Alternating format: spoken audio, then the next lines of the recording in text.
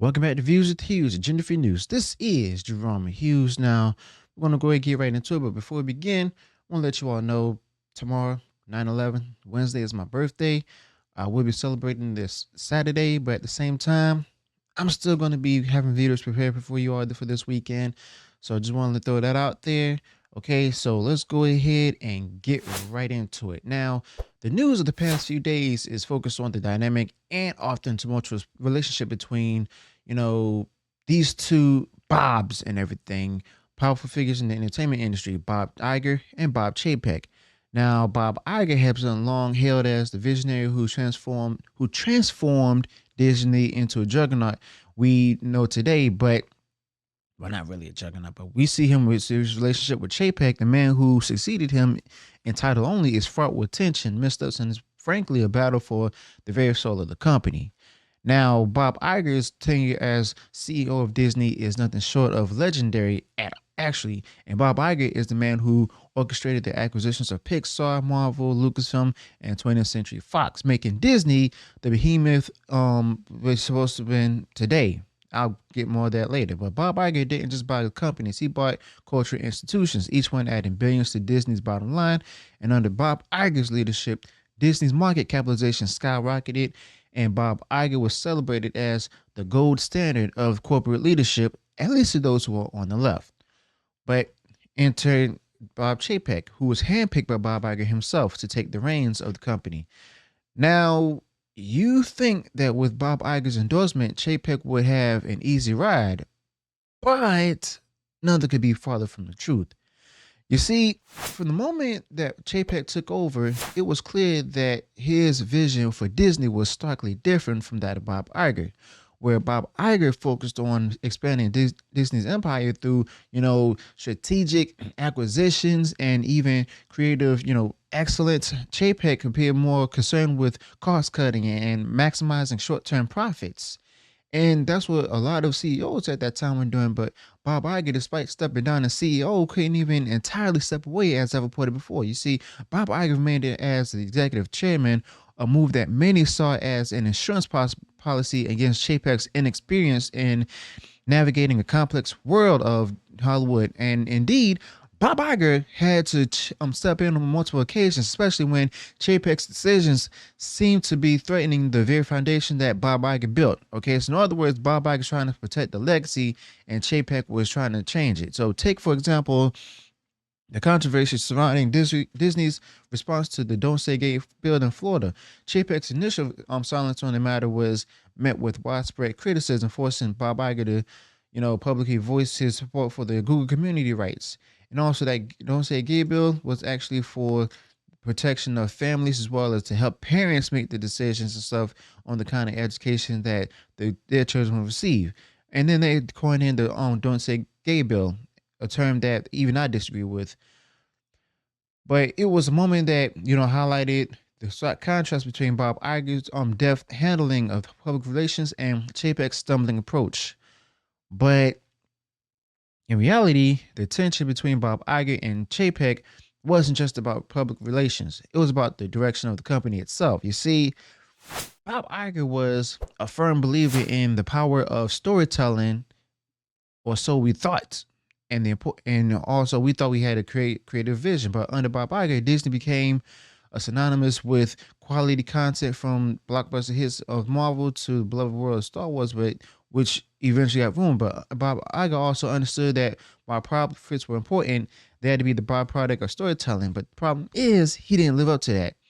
Chapek, on the other hand, seemed to be prioritizing the bottom line above all else, and his decision to release major films like Mulan and Black Widow on Disney Plus rather than in theaters was not only a clear departure from Bob Iger's strategy, but it was also due to the pandemic starting.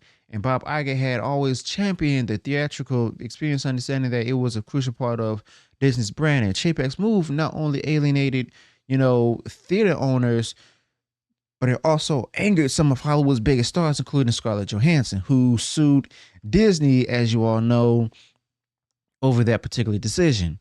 And it's also here that we see the fundamental clash between Bob Iger and Chapek, where Bob Iger's approach was to invest in content and creators, understanding that, you know, long-term success was built on a foundation of trust and quality. And Chapek seemed more focused on cutting costs and boosting short-term profits, even if it meant, damaging relationships and stuff with key talent and altering the very nature of the Disney brand. Now, Bob Iger, as I told you all before, he kept spending, spending, spending, but and this whole thing with the whole creativity aspect, that's just basically putting in the political ideologies and the IPs and stuff that doesn't have any place in it, okay? And this tension came to a head when Bob Iger reportedly expressed regret over choosing Chapek as his successor. It's also a rare mission in the corporate world where leaders typically stand by their choices, at least publicly. But Bob Iger, the statesman, couldn't even hide his disappointment. And Bob Iger had built Disney into, a politically cultural powerhouse and stuff that a lot of people started hating. And he was watching his Chapek seem to be dismantling the mess that he built and stuff and what he created. Now, granted, Bob Iger kept his original office, stayed there the whole time, as well as, had the board to force Chapek to like actually, bow to them. Okay. But you know what? Despite all these tensions and everything, Bob Iger and Chapek had to coexist. You see, Disney is too big, too important to be in the entertainment industry for there to be any open warfare at the top. And Bob Iger, with his decades of experience, knew that public infighting will only harm the company that he loved. But behind it, closed doors, the power struggle was actually palatable. See, Bob Iger's influence was undeniable, and Chapek, for all his authority as CEO, couldn't even escape the long shadow of Bob Iger. Okay. But in many ways, this is a story of legacy. Bob Iger's legacy is one of expansion, creativity, and even cultural impact. But he also turned Disney into the most powerful entertainment company in the world. Well, it was already that way.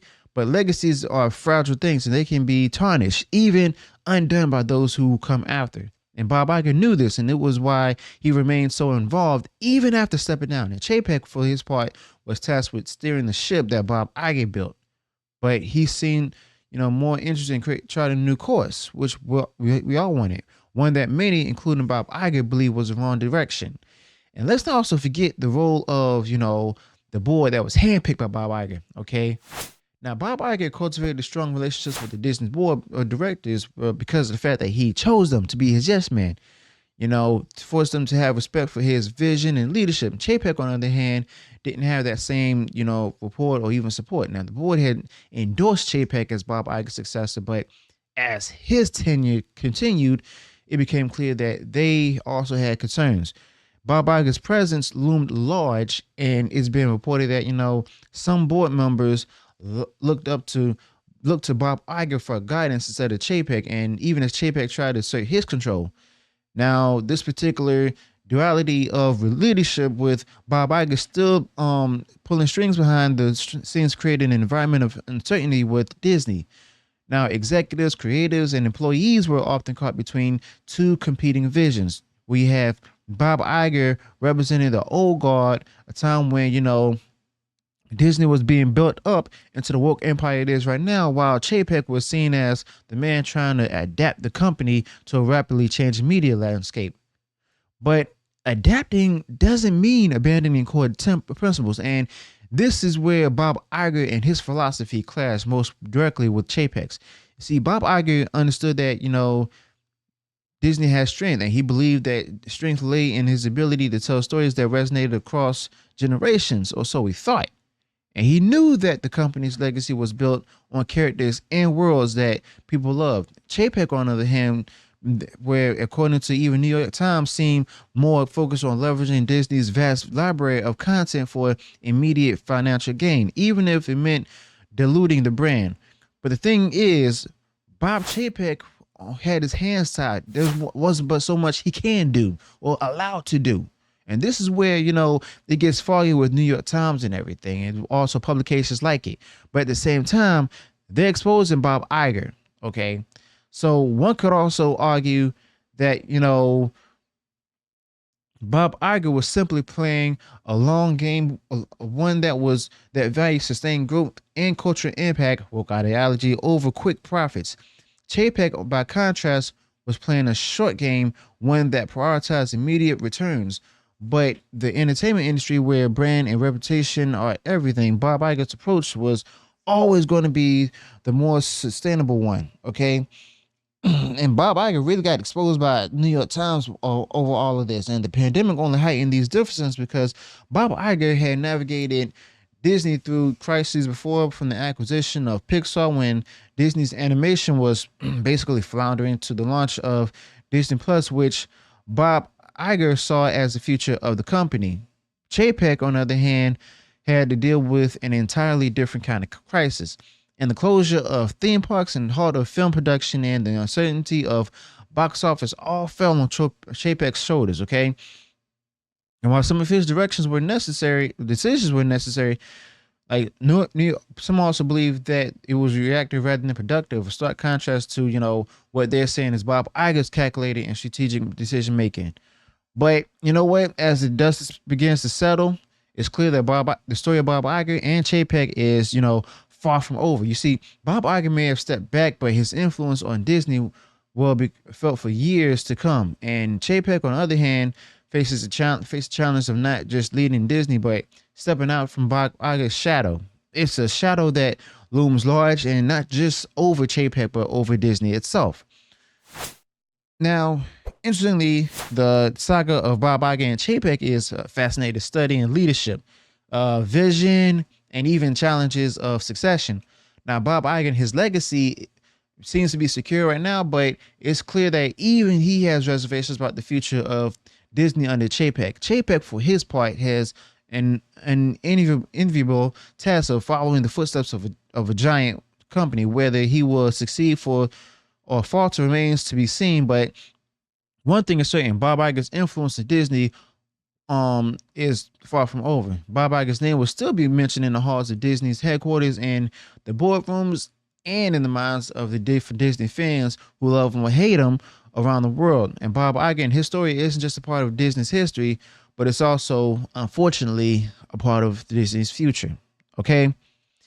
And touching back on to the thing with the pandemic and stuff, I guarantee you all that this was a whole strategic move, because I'm pretty sure, and this is a conspiracy theory side of me, Bob Iger may have possibly chosen Chapek and stuff, so because he probably knew of the coming closings and everything. He probably knew of the things that started unfolding and stuff back in March of 2020. Okay, and he decided, I'm going to go ahead and take a step back of it, still maintain control of the company, but just put it in someone else in the position of it, so that way all these big different things can land on him.